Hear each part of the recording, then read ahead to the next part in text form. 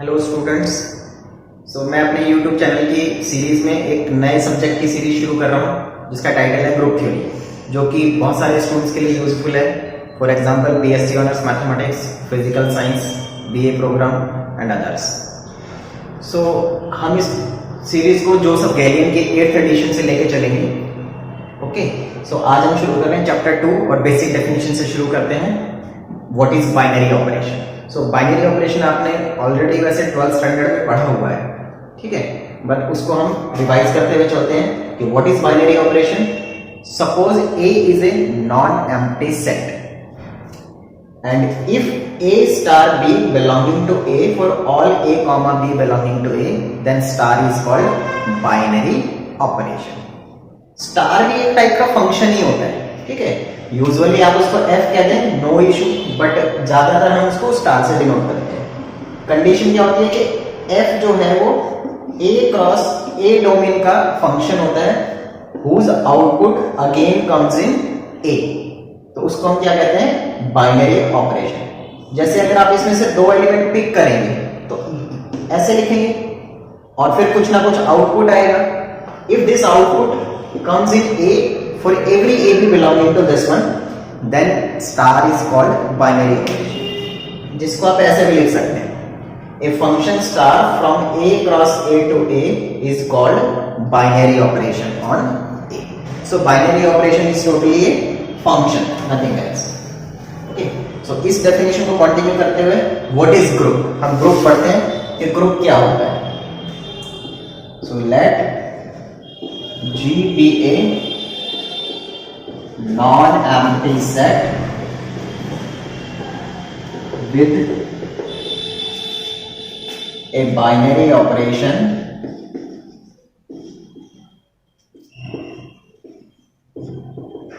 star.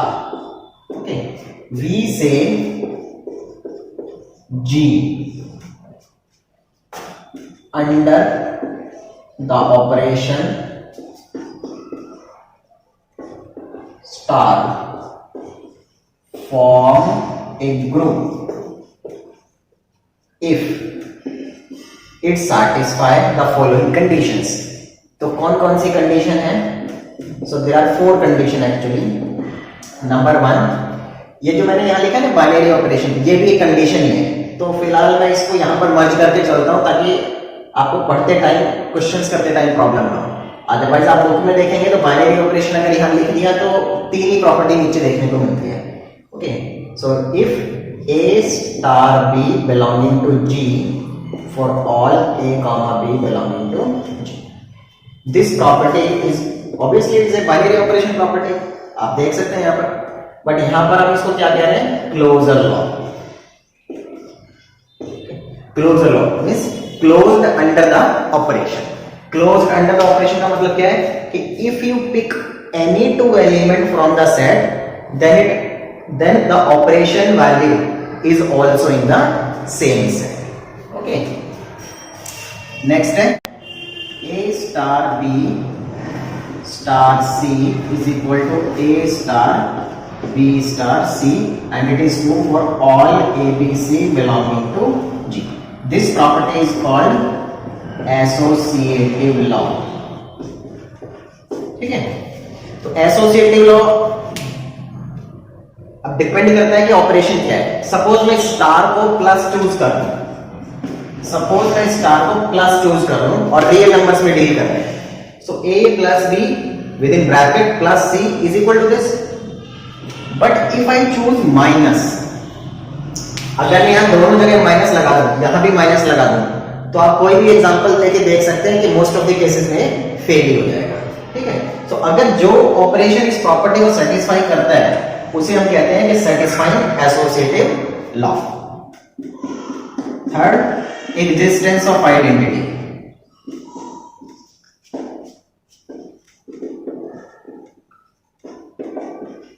ठीक है, short में आप आइडेंटिटी कह सकते हैं। So if there exist an element say E, एक नाम रख देते हैं E उसका, belonging to G such that a star e is equal to e star a is equal to a for all a belonging to g, then we say E is identity of G under the operation star। ठीक है, अगर G set में कोई भी number मिला उसको usually हम E बोल देते हैं आइडेंटिटी के केस में, जो इस कंडीशन को सेटिस्फाई करे। इसको समझाने के लिए मैं एक इलस्ट्रेशन लेता हूं। सपोज मैं प्लस में डील कर रहा हूं, इसको समझाने के लिए मैं एक इलस्ट्रेशन लेता हूं। सपोज मैं प्लस में डील कर रहा हूं, तो a plus e equal to a and e plus a is equal to a, इस कंडीशन को सेटिस्फाई करने वाला e कौन होगा? 0 होगा।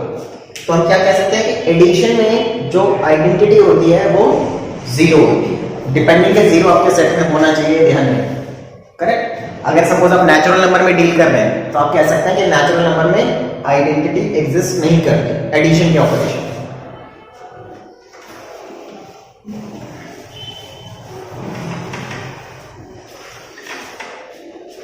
और इसकी लास्ट प्रॉपर्टी है inverse.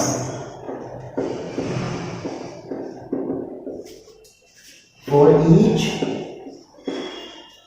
A belonging to G, there exists B belonging to G such that A star B is identity and B star A is equal to identity। ये प्रॉपर्टी ये कहती है कि for every a belonging to G, जितने भी element G में है उसके करस्पॉन्डिंग जी में कोई दूसरा एलिमेंट जरूर मिलना चाहिए कि उन दोनों को जब ऑपरेट करें, मतलब ए स्टार बी निकालें और बी स्टार ए निकालें, तो दोनों केस में ई आना चाहिए। वो ई क्या होगा? जो आपने थर्ड स्टेप में फाइंड आउट किया है। सपोज अगर थर्ड स्टेप में आइडेंटिटी नहीं है किसी क्वेश्चन में, तो ऑब्वियसली हम इसको कभी चेक नहीं कर सकते। क्यों? बिकॉज ये चेक करने के लिए आपको ई की रिक्वायरमेंट पड़ती है। ठीक है, तो अगर कोई सेट जी जो नॉन एम्प्टी है ये 4 प्रॉपर्टी सेटिस्फाई करे तो उसको हम क्या बोलते हैं? Group. So this is the formal definition of group. इसके बाद इसमें एक डेफिनेशन और ऐड कर देता हूं मैं, abelian group oblique commutative group. So एक ग्रुप G स्टार, ये this is the notation, this is a compact notation of G group कि G सेट है और स्टार उसका बाइनरी ऑपरेशन है, और अगर ग्रुप लिख दिया तो ये चारों प्रॉपर्टी सेटिस्फाई कर रहा है। A group G is said to be commutative या अबेलियन, एक ही बात है, commutative if A star B is equal to B star A for each या for all A comma B belonging to G। मतलब अगर आप G में से कोई भी 2 एलिमेंट पिक करें तो A स्टार B और B स्टार A की वैल्यू सेम आनी चाहिए। अगर आती है तो हम कहते हैं कि वो कॉम्यूटेटिव ग्रुप है। इसका नाम अबेलियन ग्रुप इसलिए कहा जाता है कि जिसने कॉम्यूटेटिव ग्रुप की जो डेफिनेशन इंट्रोड्यूस करी थी ग्रुप में, तो उसने इस डेफिनेशन को नील एबल के नाम पे ऑनर कर दिया था। ठीक है, एक तो ये एक मैथमेटिशियन का नाम है एक्चुअली, एबल, अबेलियन इसलिए बोला गया है। मैथमेटिशियन का नाम है नील एबल। तो कॉम्यूटेटिव ग्रुप की डेफिनेशन जो है एबल के ऑनर में डोनेट कर दी गई किसी मैथमेटिशियन ने, so this is also called abelian group. Okay, अब इस डेफिनेशन को हम थोड़ा सा समझते हैं। ठीक है, तो अभी फिलहाल मैं इसको थोड़ा सा फंक्शन को इरेज कर देता हूं सो दैट कि we can set operation. Operation मतलब स्टार की वैल्यू क्या है, closure law, associative law, identity, inverse. तो ये एक एग्जांपल हम सिर्फ प्रैक्टिस के तौर पर ले रहे हैं, बाकी और कुछ नहीं। सपोज मैंने नेचुरल नंबर का सेट लिया, नेचुरल नंबर का सेट, और ऑपरेशन लिया प्लस, सिंपल प्लस। है ना। अगर आप इसको इक्वेशन के फॉर्म में देखना चाहें तो ये कहना चाहते हैं, ठीक है। ये तो सेट n है, ऑपरेशन प्लस है, तो क्लोजर लॉ सेटिस्फाई हो गया है। क्लोजर लॉ का मतलब क्या है, आपने दो एलिमेंट नेचुरल नंबर में से लिए और उनको प्लस करा, तो आपको ये डिसाइड करना है whether they are natural number और नॉट। तो हमको पता है होगा यस, तो ये वाली प्रॉपर्टी सेटिस्फाई करता है। अच्छा, नेचुरल नंबर इस प्रॉपर्टी को फॉलो करता है, नेचुरल नंबर में ऐड करें तो ये प्रॉपर्टी फॉलो होती है। So associative law is done. Next identity. Identity की डेफिनेशन क्या थी, a star e equal to a, और स्टार हमारा इस समय क्या है, प्लस। तो इस कंडीशन को सेटिस्फाई करने वाला नंबर कौन है, जीरो है। बट डेफिनेशन आप दोबारा पीछे जाके देखो कि डेफिनेशन में लिखा है कि ग्रुप का मेंबर होना चाहिए, तो यहां पर हमारे पास नेचुरल नंबर है। So it means this property not satisfied, E does not exist. और अगर ई डज नॉट एग्जिस्ट है तो इनवर्स कभी चेक ही नहीं करेंगे, है ना, क्योंकि इनवर्स कैलकुलेट करने के लिए ई ऑलरेडी पता होना चाहिए। एक दूसरा एग्जांपल लेते हैं, real numbers under multiplication. Dot लगाया है मैंने, होप सो आपको दिख रहा होगा। Multiply, ordinary multiply. तो अगर मैं दो रियल नंबर पिक करूं और उसको मल्टीप्लाई करूं तो रियल नंबर आता है। थोड़ा सा ये भी कुछ स्टूडेंट्स के लिए थोड़ी प्रॉब्लम होती है, क्योंकि यूजुअली हम रियल नंबर्स नेचुरल नंबर से शुरू से ही बचते आ रहे होते हैं, है ना। 10th में रियल नंबर आया तो बस एक √2 का क्वेश्चन याद किया और चैप्टर छोड़ दिया, है ना। तो यहां पर थोड़ा सा ध्यान देंगे और प्रैक्टिस करेंगे तो हो जाएगा। दो रियल नंबर लेंगे, मल्टीप्लाई करेंगे, रियल रहेगा। अच्छा, अगर मेरे पास 3 रियल नंबर है और इस तरीके से है, एक बार BC पे ब्रैकेट, एक बार AB पे ब्रैकेट, तो क्या ये तीनों टर्म इक्वल होती हैं? यस। इस कंडीशन को सेटिस्फाई करने में, क्योंकि मेरा ऑपरेशन इस बार मल्टीप्लाई है, इस कंडीशन को सेटिस्फाई करने वाला कौन सा नंबर है, e की value 1। So here e is equal to 1, this exist. What is the inverse? और इनवर्स की डेफिनेशन क्या थी, फॉर ईच एलिमेंट, हर एलिमेंट का अपना अपना इनवर्स होता है, और वो क्या कंडीशन सेटिस्फाई करना चाहिए, a star b is equal to e। और हमारे अभी क्वेश्चन में e की वैल्यू 1 डिसाइड हो चुकी है ना। तो आप देखोगे एक एक एलिमेंट में अगर आप चेक करोगे तो क्या होगा, क्या इनवर्स निकलेगा इसका। अगर मैं यहां पे 2 ले लूं तो यहां क्या लेना पड़ेगा, 1/2।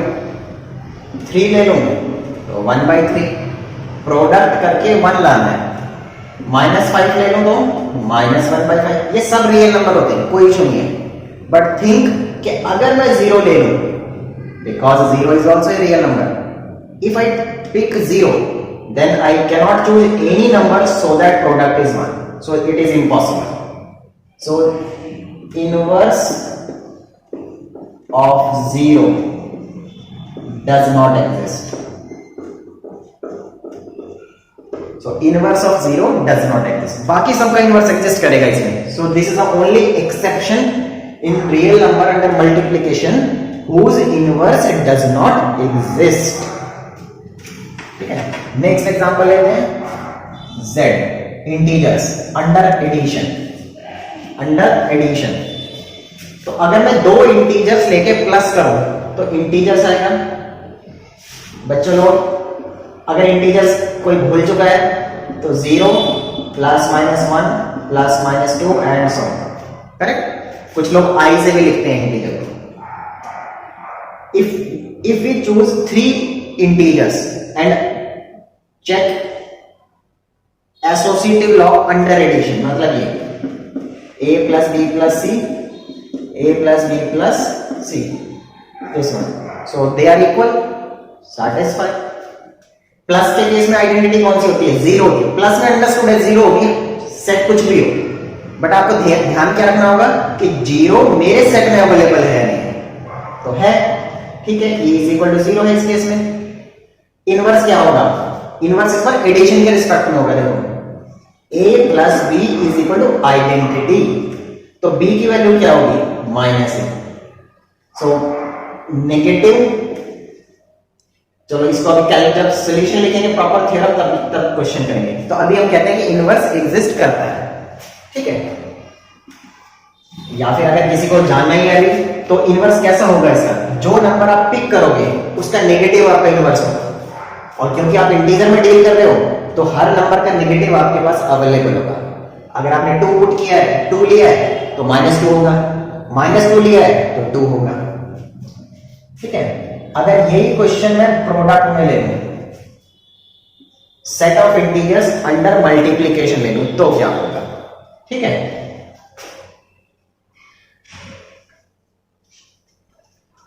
तो अगर मैं set of integers under multiplication ले लूं तो क्या होगा,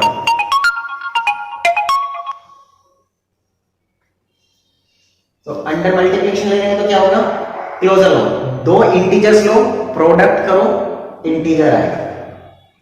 2 नंबर लो, 3 लो, सॉरी, एसोसिएटिव लॉ चेक करो, हो जाएगा। प्रोडक्ट में आइडेंटिटी 1 हो जाएगी क्योंकि 1 उसमें होता है। इनवर्स, यहां प्रॉब्लम आएगी क्योंकि आप ऑपरेशन क्या लेके चल रहे हैं, प्रोडक्ट। तो अगर मैं इंटीजर में से 2 पिक करता हूं, 2, तो उसको किससे मल्टीप्लाई करो कि आइडेंटिटी आ जाए, 1/2। But problem is 1/2 doesn't belong to z।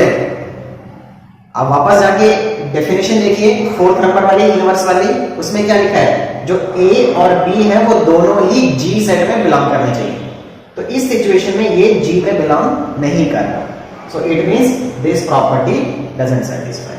तो इस तरीके से आप और भी बहुत सारे सेट्स में चेक कर सकते हैं कि ये कंडीशन सेटिस्फाई हो रही है या नहीं हो रही। इस तरीके से हमें पता चलेगा कि हमारा सेट ग्रुप है या नहीं। कॉम्बिनेटिव ग्रुप चेक करना है तो एक और प्रॉपर्टी आगे बढ़ जाएगी, तो धीरे धीरे सीखते हैं, अभी इतना चलते हैं। तो हम कुछ बेसिक एग्जांपल्स की तरफ चलते हैं, how to show formally a set is group और not. Okay, so examination point of view से हमने कुछ एग्जांपल यहाँ पे मैंने लिख के रखे हैं, तो हम 1 बाय 1 ये 3 एग्जांपल डिस्कस करते हैं। फर्स्ट है g is 1 -1 iota minus iota. तो g के अंदर आपके पास 4 एलिमेंट है और आपको क्या शो करना है, g is group under complex multiplication. Complex multiplication binary operation है आपका। कॉम्प्लेक्स मल्टीप्लीकेशन मतलब जैसे आप कॉम्प्लेक्स नंबर को मल्टीप्लाई करते हैं वही सर। तो आपको शो करना है कि एक ग्रुप है। तो एक चीज मैं और यहां पर बताना चाहूंगा कि अगर आपको किसी सेट को शो करना है कि वो ग्रुप है या नहीं, तो समटाइम्स फाइनाइट सेट और इनफाइनाइट सेट को प्रूफ करने का तरीका जो है थोड़ा अलग हो जाता है, क्योंकि फाइनाइट सेट में एक एल्गोरिथम पैटर्न का सेंस नहीं बन पाता, तो आपको 1 बाय 1 करके नंबर्स को मल्टीप्लाई करके देखना होता है। तो उसके लिए हम क्या करते हैं, एक टेबल बनाते हैं जिसे हम बाइनरी ऑपरेशन टेबल कहते हैं, या फिर हम कैरी टेबल भी कहते हैं उसको। तो वो कैसे बनाते हैं पहले मैं आपको सिखाता हूं। यहां पर बाइनरी ऑपरेशन आप नाम लिख दें, कुछ भी लिख दें, डॉट ही लगा दें, फिर ये नंबर लिखें 1 -1 आयोटा माइनस 1 -1 आयोटा माइनस। ठीक है, आप चाहें तो लाइनिंग ड्रॉ कर सकते हैं, अदरवाइज नोटबुक में तो ऑलरेडी लाइनिंग होती है तो ज्यादा इशू नहीं। अब इसको जैसे मल्टीप्लाई करते हैं वैसे मल्टीप्लाई करिए, लेफ्ट साइड वाले एलिमेंट को राइट साइड वाले एलिमेंट से मल्टीप्लाई करिए। सो 1 से 1 को इंटू करेंगे तो 1 इंटू -1 सिमिलरली दिस वन। ठीक है, 4 बार मल्टीप्लाई हुआ काउंट करिएगा, फिर -1 को इंटू करो,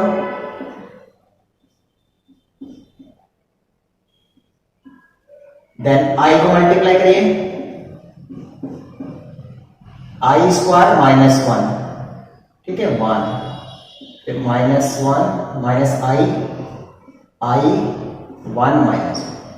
ठीक है, आप देखेंगे तो 16 मल्टीप्लीकेशन यहां पर हुए। और अगर आप क्लोजर लॉ चेक करते हैं तो क्लोजर लॉ में आपको क्या करना होता है, if we pick 2 element from G then their product belong to G और नॉट, ये चेक करना होता है। तो अगर मैं G में से 2 एलिमेंट लूं तो आप परमुटेशन का यूज करो, तो A के पास कितने चॉइस है, A के पास 4 चॉइसेस है, कुछ भी A ले सकता हूं मैं, और बी के पास कितनी चॉइस है, उसके पास भी 4 चॉइसेस है। ए और बी सेम भी हो सकता है, हमने कहीं डेफिनेशन में नहीं लिखा था कि ए और बी डिस्टिंक्ट होना चाहिए। Okay, so a and b both have 4 choices, तो टोटल कॉम्बिनेशन कितने बनेंगे, 4 into 4 16 वेज बन जाएंगे आपके पास। तो 16 को मल्टीप्लाई करके देखेंगे कि सारे के सारे जी में बिलोंग कर रहे हैं या कोई ऐसा केस है जो बाहर जा रहा है, तो ये टेबल उसके लिए एक स्मूथ वे होता है जिसे आप आसानी से कर सकते हैं। ओके, तो दिस इज कॉल्ड ऑपरेट कैले टेबल। तो फर्स्ट हम चेक करते हैं क्लोजर लॉ। तो आप सब कुछ आपको इस टेबल से कह देना है। So from the above table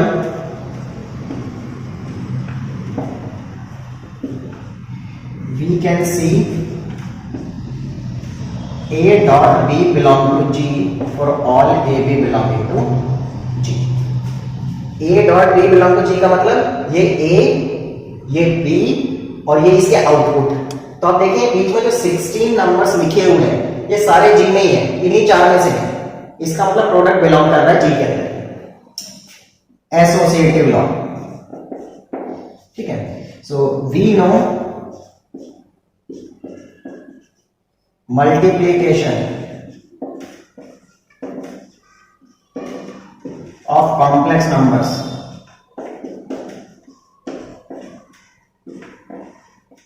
is associative। ये रिजल्ट स्कूल लेवल में ही हमें पढ़ा दिया जाता है कि कॉम्प्लेक्स नंबर का जो प्रोडक्ट होता है वो एसोसिएटिव होता है।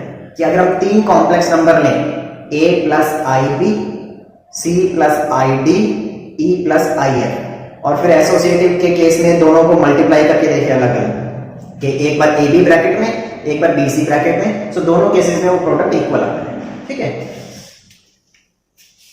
Third one identity. आइडेंटिटी मतलब ऐसा कौन सा नंबर है जिससे प्रोडक्ट करके सेम आ जाता है। मैं दोबारा इसको लोकल लैंग्वेज में बताता हूं। देखो, आइडेंटिटी का मतलब ये था, है ना, सॉरी ये था। तो इसको देख के कैसा एक्सप्रेशन लगता है कि भाई जो ए लेंगे वही आना चाहिए, है ना। इसका मतलब ई इफेक्टलेस होना चाहिए। तो यहां पर आपका ऐसा कौन सा नंबर है, अच्छा ऑपरेशन के रिस्पेक्ट में बात करेंगे, मल्टीप्लाई, तो ऐसा कौन सा नंबर है जो मल्टीप्लाई करने से इफेक्ट नहीं डाल रहा, तो ऑब्वियसली 1। ठीक है, so clearly e is equal to 1 is the identity. अच्छा, ऑपरेशन टेबल से आइडेंटिटी ढूंढने का एक और तरीका भी होता है। सपोज आपके पास मल्टीप्लिकेशन नहीं है, कुछ ऐसा ही रैंडम ऑपरेशन दे रखा है, या फिर ऑलरेडी टेबल बनी हुई है, हमें पता ही नहीं ऑपरेशन क्या है, तो आइडेंटिटी कैसे चेक करेंगे। तो आपको क्या देखना है कि टॉप हेडेड रो, जो डॉट के सामने वाली रो है, वो देखिए किससे मैच करती है, कौन से रो से मैच करती है, कौन से रो से मैच करती है, फर्स्ट वाले से कर रही है बाय द वे। ऐसे ही कॉलम चेक करिए, कॉलम भी फर्स्ट से चेक कर मैच कर रहा है, तो जो रो है वो जिससे मैच कर रही है वो यहां पे क्या लिखा था 1, और कॉलम जिससे मैच कर रहा है उसके सामने क्या लिखा है 1। तो अगर ये कॉन्साइड करते हैं सिचुएशन, तो हम कह सकते हैं 1 is the identity of the set under the given binary operation. ठीक है, सो ये आपकी 3 प्रॉपर्टी इस तरीके से यहां पर हो जाएंगे। ग्रुप शो करने के लिए आपकी एक प्रॉपर्टी और बची है, तो हम 4th प्रॉपर्टी शो करते हैं जिसका नाम है इनवर्स। इनवर्स में आप क्या करेंगे, इनवर्स में आप देखेंगे कि देखो इनवर्स की डेफिनेशन मैं दोबारा रिकॉल कर देता हूं, फर्स्ट एग्जांपल कर रहे हैं, ये करना है a star b equal to e चाहिए आपको, रिवर्स में चाहिए। यहां पर ऑपरेशन है डॉट और आइडेंटिटी है 1, मतलब a का इनवर्स b कब होगा, जब इन दोनों को मल्टीप्लाई करके 1 आ जाएगा। सो इनवर्स, तो आप देखो यहां सबका इनवर्स हमें पता है, 1 का इनवर्स क्या होगा, 1 को किस नंबर से मल्टीप्लाई करेंगे 1 आ जाएगा, इसी में से ढूंढना है। यहां पे लिखा भी है 1 को 1 से इंटू करके 1 आता है। -1 का इनवर्स क्या होगा, -1 का इनवर्स वो होगा जब -1 को उससे इंटू करेंगे तो 1 आएगा। देखो -1 को -1 से इंटू करके 1 आता है, तो -1 का इनवर्स -1। आयोटा का इनवर्स, आयोटा को किससे इंटू करने पर 1 आ रहा है, तेरा देखो माइनस आयोटा से, सो आयोटा का इनवर्स माइनस आयोटा और माइनस आयोटा का इनवर्स आयोटा। देखो माइनस आयोटा का इंटू आयोटा से 1 आ रहा है, तो चारों एलिमेंट का इनवर्स एग्जिस्ट हो रहा है। It means so this implies G under the multiplication is a group. Okay, group. अगर इसी में सपोज हमें कह रहे हैं कि कॉम्यूटेटिव ग्रुप चेक करो, फिलहाल मैंने टाइटल में नहीं लिखा, सपोज कॉम्यूटेटिव ग्रुप चेक करो और ये टेबल बनी हुई है, तो कैसे चेक करेंगे? तो टेबल से कॉम्यूटेटिव चेक करने का भी हमारे पास तरीका होता है। टेबल से भी कॉम्यूटेटिव चेक करने का हमारे पास एक तरीका होता है। वो क्या होता है कि आपकी जो मैट्रिक्स है,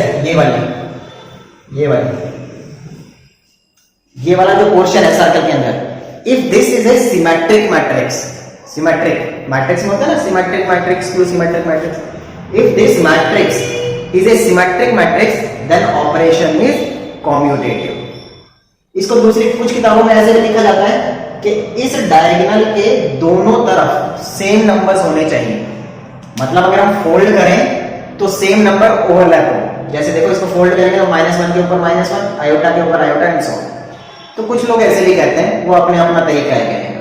तो अगर ये सिमेट्रिक मैट्रिक्स है तो हमारा बाइनरी ऑपरेशन कॉम्यूटेटिव होगा। और आप देख सकते हैं कि ये मैट्रिक्स सिमेट्रिक है। इसका मतलब जो गिवन एग्जांपल है वो अबेलियन ग्रुप या कॉम्यूटेटिव ग्रुप का एग्जांपल है। ठीक है, इस वाले एग्जांपल को देखो इतने।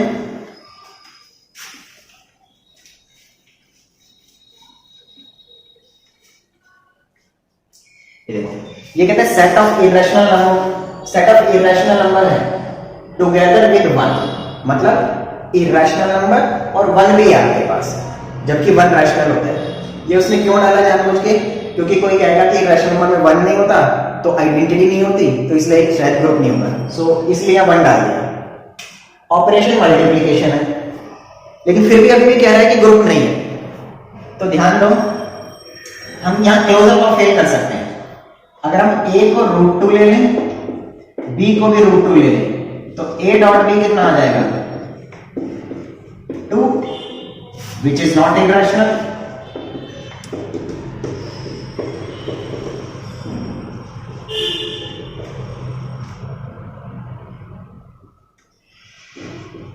और नॉट 1। हमारे पास क्या है? सारे इरेशनल नंबर और 1 है।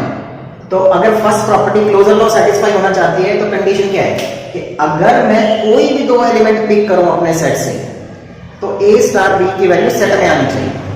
तो मैंने √2 ले लिया, मल्टीप्लाई किया, 2 आ गया। अब 2 ना तो इरेशनल नंबर है ना ही 1 है, तो मेरे सेट में बिलोंग नहीं कर रहा। सेट का नाम नहीं लिखा हमने, हम चाहे तो सेट का नाम लिख लें, कोई बात नहीं। तो ये सेट क्लोजर लॉ को फेल कर रहा है। क्लोजर लॉ को फेल कर रहा है तो ये ग्रुप नहीं होगा। ठीक है, आप दूसरा एग्जांपल चाहते हैं तो √2 और √8 भी ले सकते हैं, है ना। किसी को लग रहा होगा कि सेम है तो क्या डिफरेंट मिलेगा, तो इस वाले में डिफरेंट भी मिल पा रहा है। √2 और √8 को मल्टीप्लाई करेंगे तो 4 आ जाएगा, जो कि रैशनल नंबर नहीं है और 1 भी नहीं है। करेक्ट। तो स्मॉल सा एग्जांपल है, एमसीक्यू टाइप का क्वेश्चन।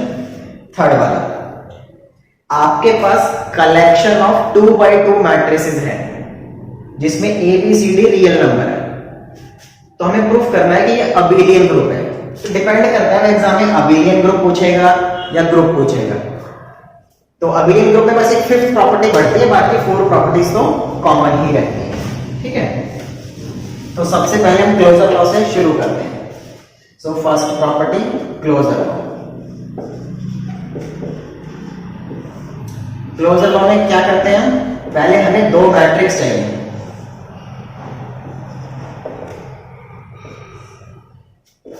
जो G में बिलोंग करती है। ठीक है, तो इसमें हम एलिमेंट का कुछ भी नाम रख लेते हैं, A B C D whatever you want, E F G H।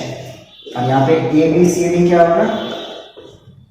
Real number. ये लिख के दिया है कि जो मैट्रिक्स के अंदर नंबर लिखे हैं वो रियल नंबर होने चाहिए।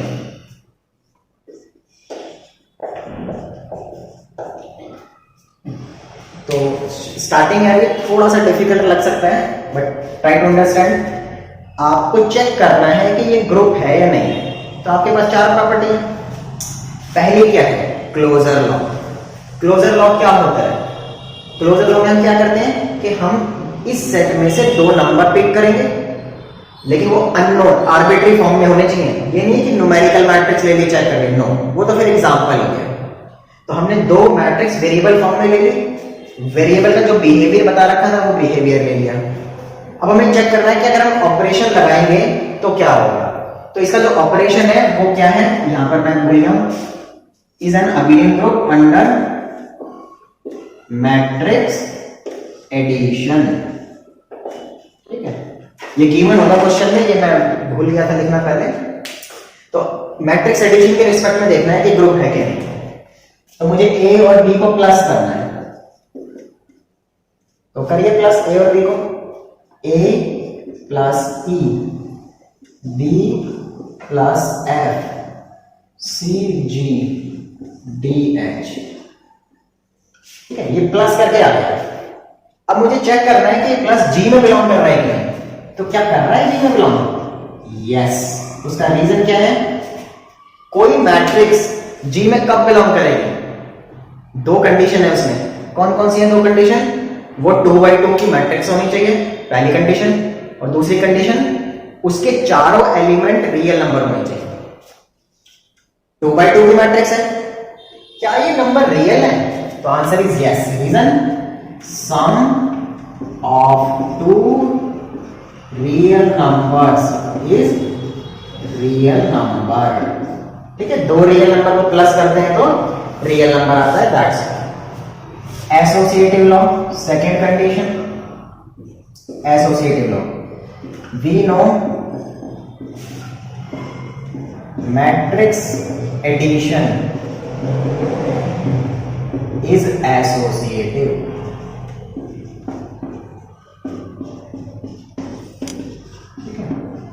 स्कूल लेवल का रिजल्ट है a plus b plus c is equal to a plus b plus c with different brackets, है ना। एक बार ए बी पे ब्रैकेट, एक बार बी सी पे ब्रैकेट। तो इस पार्ट हम स्किप कर सकते हैं, सॉल्यूशन की स्पेशल नीड नहीं है। Next, identity. So what is the identity here? Identity का मतलब क्या है? ऐसा ही लेते हैं कि आप ए के अंदर कुछ प्लस करें तो इफेक्ट ना पड़े। तो एडिशन का केस है, बहुत आसान है। क्लियरली 0 0 0 0, है ना, बिलोंगिंग टू जी। याद रहे जिसको आप ई बोलते हैं वो जी में होना चाहिए। तो जी में क्या होना चाहिए? 2x2 matrix and all real numbers. तो यहां पर 0 रियल नंबर होता है। So clearly this element which is in G is identity of G. ठीक है, inverse let A belonging to ABCD belonging to G, ABCD real number। Inverse का meaning क्या है? इनवर्स की कंडीशन क्या है कि if you have any element from G then there exists another element in G such that their addition का case है इसलिए एडिशन बोल रहा हूं, their addition is zero matrix। Zero मतलब आइडेंटिटी। तो क्या होगा? तो बहुत सिंपल एग्जांपल है, इसलिए साफ पता चल रहा है कि clearly B is equal to this which is also in G is inverse of A। So this implies G is a group under the addition, under the matrix addition. ठीक है, सेंटेंस बढ़ाना चाहे बढ़ा दिया, अच्छा है। So G is a group under matrix addition। तो ये ग्रुप हो गया। हमें क्या शो करना है? Abelian group. तो एक कंडीशन और प्रूफ करनी है।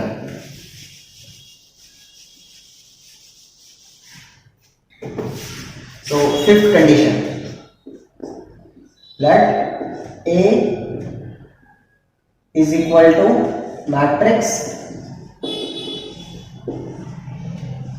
A B C D। तो A प्लस बी निकालें तो कितना आएगा? A plus e, b plus f, c plus g, d plus. ठीक है, जब भी आप मैट्रिक्स लेंगे तो कंडीशन जरूर लिखें, इनको स्किप ना करें, जितना आदत पड़ेगी उतना आसान लगने लगेगा। ये रियल नंबर, ठीक है। अब हमें b प्लस ए लाना है, कॉम्यूटेटिव बनाने के लिए तो ये करना है ना, a plus B equal to b plus A. वैसे मैट्रिक्स का केस है, आप डायरेक्ट भी लिख सकते हैं we know matrix addition is commutative, ठीक है, क्योंकि एडिशन में कॉम्यूटेटिव होती है ना मैट्रिक्स, ये ऑलरेडी आप मैट्रिक्स में पढ़ चुके हैं। बट फिलहाल अगर प्रूफ करना है तो देखो कैसे करें, ऐसे लिख लिया। Now what is this, this is nothing but b plus A.